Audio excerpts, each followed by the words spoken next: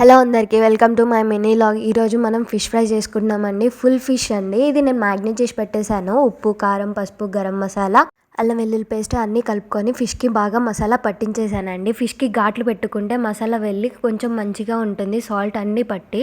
Fish fry అందరూ ఎన్నో రకాలుగా చేస్తారండి. ఇది మా భవానక్క స్టైల్లో చేస్తున్నాను నేను. మా భవానక్కని అడిగి రెసిపీ తెలుసుకొని చేస్తున్నాను. మ్యాగ్నేట్ చేసి పెట్టుకున్న ఫిష్ని ఆయిల్లో ఫ్రై చేసుకోవాలండి.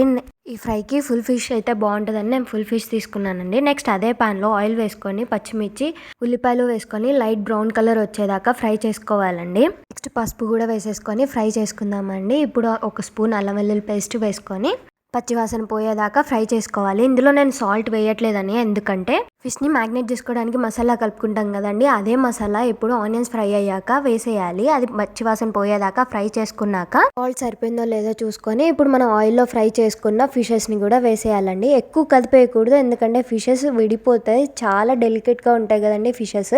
నెక్స్ట్ కరివేపాకు వేసుకొని గార్నిష్ చేసుకుంటే మన ఫిష్ ఫ్రై రెడీ. ఇప్పుడు ఒకేలా కాకుండా ఇలా ఒకసారి ఫిష్ ఫ్రై ట్రై చేయండి. ఎలా వచ్చిందో కామెంట్ సెక్షన్లో కామెంట్ చేసేయండి. Thank you for watching. Please subscribe to my channel.